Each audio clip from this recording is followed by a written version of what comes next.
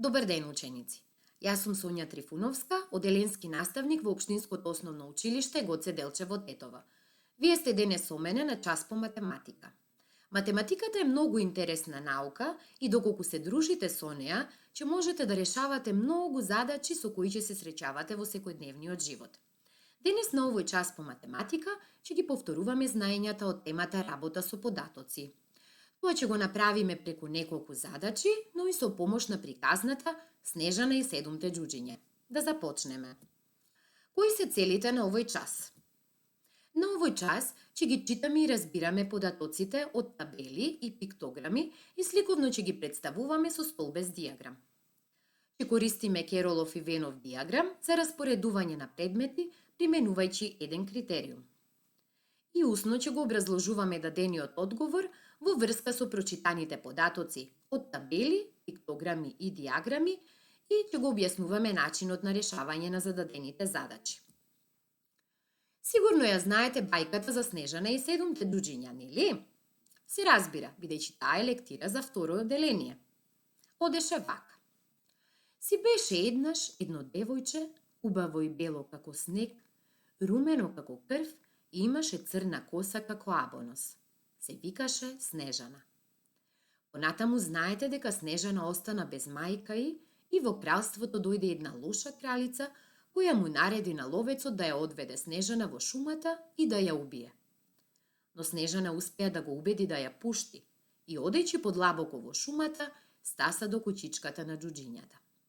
Сега ќе ви раскажам неколку случки со седумте џуџиња. Првата задача се вика омилени бои. Еден ден Снежана ги праша џуџињата кои се нивните омилени бои. Одговорите на џуџињата се представени во табелата. Во оваа табела имаме две колони. Од левата страна се запишани имињата на џуџињата, а од десната страна нивните омилени бои. Сега ќе разгледуваме табелата, но и ќе одговараме на неколку прашања. На кое џуџе омилена боја му е портокалова? Во табелата ја наоѓаме портокаловата боја и гледаме дека таа е омилена за џуџето кивавко. Која е омилена боја на Лутко? Го наоѓаме името Лутко и гледаме дека омилена боја му е сината. Кои џуџиња најмногу ја сакаат зелената боја? Од табелата се гледа дека тоа се две џуџиња и ќе одговориме најмногу ја сакаат зелената боја Спанко и Сезнајко. Која боја е омилена за најголем број на џуџиња? Од табелата гледаме дека портокаловата и сината боја се омилени за по едно џуџе, зелената боја е омилена за две џуџиња, а додека за најголем број на џуџиња, 3, им е омилена жолтата боја. На колку џуџиња омилена им е една од основните бои? Да повториме кои се основни бои. Основни бои се жолтата, сината и црвената. Од табелата се гледа дека од основните бои ги има само жолтата и сината и ќе ги изброиме џуџињата. Едно џуџе, 2, 3, 4. Ќе одговориме дека на 4 џуџиња омилена им е една од основните бои. На колку џуџиња омилена им е една од секундарните бои? Сега да повториме за секундарни бои. Дали се сеќавате кои беа секундарни бои? Секундарни бои се зелената, портокаловата и виолетовата. Во табелата ги среќаваме зелената и портокаловата боја и сега ќе изброиме на колку џуџиња им се тие бои омилени. Едно џуџе, 2, 3. И ќе одговориме на 3 џуџиња омилена им е една од секундарните бои. Сега ќе направиме пиктограм врз основа на оваа табела. Ама претходно да се потсетиме. Што е тоа пиктограм? Графичкиот приказ на податоците со символи или со мали сликички наместо броеви се вика пиктограм. Еве ја табелата, а сега ние ќе направиме пиктограм. Од легендата тука гледаме дека сликичката која ќе ја користиме за едно џуџе е глава од џуџе и тие сликички ќе ги вметнуваме во од десната страна, каде што се бара број на џуџиња. Почнуваме со жолтата боја. Да видиме за колку џуџиња е таа омилена. Едно џуџе, 2, 3 и затоа вметнуваме 3 сликички. Едно џуџе, 2 џуџиња, 3 џуџиња. Одиме со сината боја. Од табелата гледаме дека само на едно џуџе му е омилена сината боја и вметнуваме само една сликичка од десната страна. Сега продолжуваме со зелената боја. Зелената боја гледаме дека е омилена за 2 џуџиња, за овие две, и затоа вметнуваме 2 сликички. Една, 2. И портокаловата боја гледаме дека е омилена само за едно џуџе и затоа вметнуваме една сликичка. Уште еднаш да повториме дека кога изработуваме пиктограм се служиме со сликички. Тука оваа сликичка ни означува едно џуџе и наместо да пишуваме броеви од десната страна, например тука би напишале 3 џуџиња, тука 1, 2 и 1, ние го направивме тоа со помош на сликички. Продолжуваме понатаму. Снежана им ги даде капите на џуџињата во нивните омилени бои и ги испрати на работа во рудникот. Следната задача се вика во рудникот. Џуџињата беа многу вредни. Копаа по цел ден и наоѓаа скапоцени камења. Кога се стемни, се вратија дома. Снежана ги запраша: по колку скапоцени камења успеа секој од вас да ископа денес во рудникот? Погледнете што одговорија џуџињата преку овој пиктограм. Во овој пиктограм од левата страна се имињата на џуџињата, а од десната страна се вметнувани сликички. Од легендата гледаме дека една ваква сликичка ни значи еден скапоцен камен. Сега ќе го гледаме пиктограмот и ќе одговараме на следните прашања. Кој ископал најмногу скапоцени камења? Од пиктограмот се гледа дека тука имаме најмногу скапоцени камења и затоа ќе одговориме дека Сезнајко ископал најмногу скапоцени камења. Кој ископал најмалку скапоцени камења? Од пиктограмот се гледа дека Спанко ископал најмалку скапоцени камења. Кои џуџиња ископале еднаков број на скапоцени камења? Без да броиме, се гледа од овој сликовит приказ дека 2 џуџиња имаат еднаков број на скапоцени камења, а тоа се Кивавко и Срамежливко. Колку скапоцени камења ископале Сезнајко и Кивавко? Сега мора да ги изброиме скапоцените камења прво на Сезнајко, потоа на Кивавко и ќе составиме броен израз за да дојдеме до одговорот на прашањето. Одиме да видиме колку ископал Сезнајко. 1, 2, 3, 4, 5, 6, 7, 8, 9, 10, 11. Одговараме дека Сезнајко ископал 11 скапоцени камења. Сега ќе изброиме за Кивавко. 1, 2, 3, 4, 5, 6. Кивавко ископал 6 скапоцени камења. Со помош на кој броен израз ќе одредиме колку скапоцени камења ископале Сезнајко и Кивавко? Се разбира, тоа е со бројниот израз 11 плюс 6. Колку изнесува збирот или решението на оваа задача? 11 плюс 6 еднакво на 17. Колку скапоцени камења ископале Сречко и Срамежливко? Прво ќе ги изброиме скапоцените камења на Сречко. Тоа се 1, 2, 3, 4, 5, 6, 7, 8. Сречко ископал 8 скапоцени камења. Сега ќе ги изброиме на Срамежливко. 1, 2, 3, 4, 5, 6.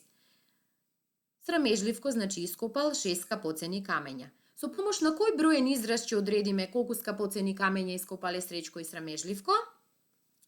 Се разбира со бројниот израз 8 плюс 6. Колку изнесува збирот? 8 плюс 6 е еднакво на 14. За колку повеќе скапоцени камења ископал Сезнајко од Лутко? Сезнајко знаеме дека ископал 11 скапоцени камења, а Лутко ископал 1, 2, 3 скапоцени камења. Со помош на кој броен израз ќе најдеме за колку повеќе скапоцени камења ископал Сезнајко од Лутко? Со помош на бројниот израз 11 минус 3. Колку изнесува разликата? Разликата изнесува 8.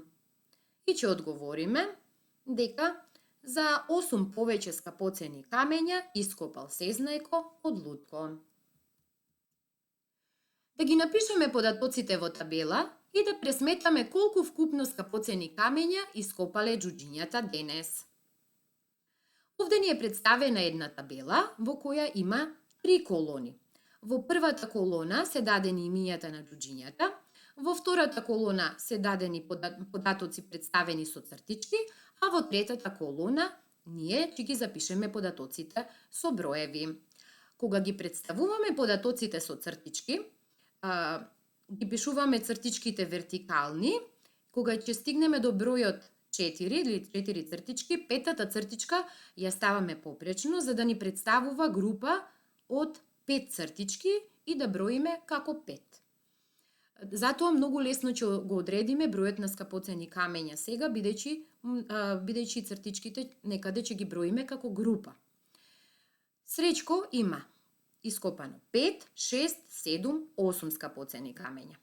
Кивавко 5 и 1, 6. Лутко има 1, 2, 3. Срамежливко има 5 и 1, 6. Сезнајко има 5, 10 и 1, 11. Смешко има 1, 2, 3, 4 и Спанко 1, 2. Со помош на кој броен израз може да пресметаме колкав е вкупниот број на скапоцени камења кои џуџињата ги ископале во текот на денот? Секако дека тоа е со помош на бројниот израз.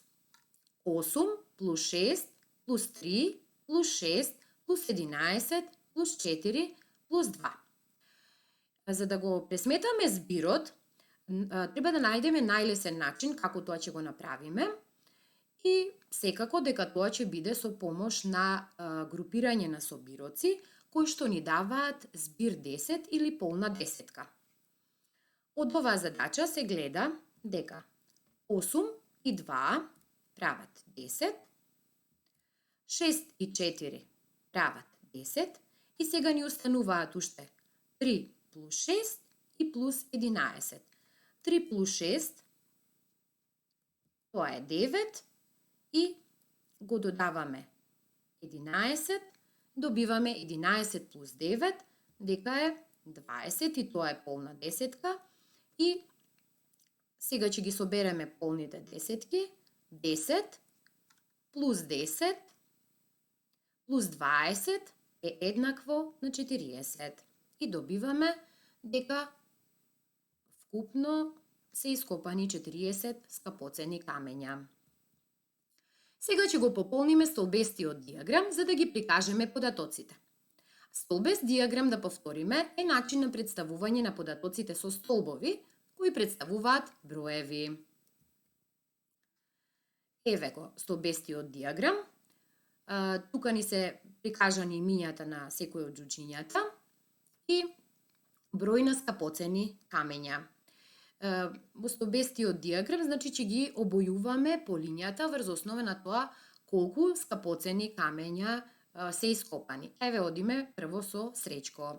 Од табелата гледаме дека Среќко ископал 8 скапоцени камења и значи треба да обоиме 8 полиња во столбестиот диаграм. 1, 2, 3, 4, 5, 6, 7, 8. Кивавко ископал 6 скапоцени камења и затоа ќе обоиме 6 полиња. 1, 2, 3, 4, 5, 6. Лутко ископал 3 скапоцени камења и треба значи да обоиме 3 полиња. 1, 2, 3. Срамежливко ископал 6 скапоцени камења, треба да обоиме 6 полиња, значи до тука. 1, 2, 3, 4, 5, 6. Сезнајко ископал 11 скапоцени камења, треба да обоиме 11 полиња, значи до крајот. Тука ќе боиме 1, 2, 3, 4, 5, 6, 7, 8, 9, 10, 11. Смешко ископал 4 скапоцени камења, ќе обоиме 4 полиња, 1, 2, 3, 4 и Спанко само 2 скапоцени камења и боиме 2 полиња. 1, 2. Така, сега го направивме столбестиот диаграм. После вечерата, џуџињата ја играа својата омилена игра. Правење на вовчиња со 3D форми. Откако направија неколку, им стана досадно, па Снежана им постави интересна задача. Да ги групираат 3D формите кои се тркалаат и 3D формите кои не се тркалаат. Џуџињата се мислеа како да ги решат задачите и им треба ваша помош. Дали можеме на лесен начин со графички приказ да го направиме тоа? Секако дека можеме, тоа ќе го направиме со Керолов диаграм. Во Кероловиот диаграм имаме две колони. Во колоната од левата страна ќе ги групираме 3D формите што се тркалаат, а во колоната од десната страна 3D формите што не се тркалаат. Кои 3D форми се тркалаат? 3D формите кои имаат закривени површини се тркалаат, а кои 3D форми не се тркалаат? 3D формите кои имаат само рамни површини. Ќе започнеме со цилиндарот. Дали цилиндарот се тркала? Да, бидејќи тој има закривена површина. Дали коцката се тркала? Не, бидејќи има само рамни површини. Дали конусот е 3D форма што се тркала? Да, бидејќи има исто така закривена површина. Дали топката е 3D форма што се тркала? Да, и топката има закривена површина. Дали пирамидата е 3D форма што се тркала? Не, бидејќи има само рамни површини. И ни остана уште квадарот. Дали е тоа 3D форма што се тркала? Не, бидејќи квадарот исто така има само рамни површини. Снежана им постави уште една задача на џуџињата. Со помош на Венов диаграм да ги групираат жолтите 3D форми и 3D формите што имаат закривени површини. Вака изгледа Веновиот диаграм. Од левата страна ќе ги групираме жолтите 3D форми, а во десната страна 3D формите со закривени површини. Ќе започнеме со цилиндарот. Дали цилиндарот е жолт? Не, цилиндарот не е жолт, а дали е 3D форма со закривена површина? Да. И што мислите, во кој дел од Веновиот диаграм ќе го сместиме? Секако дека во розевиот дел.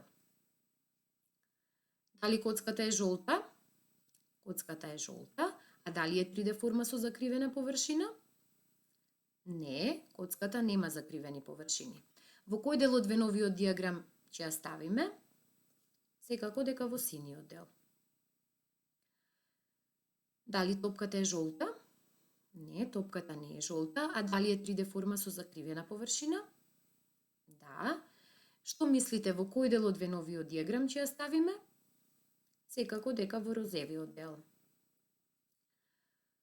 Дали конусот е жолт? Конусот е жолт, а дали е 3D форма со закривена површина?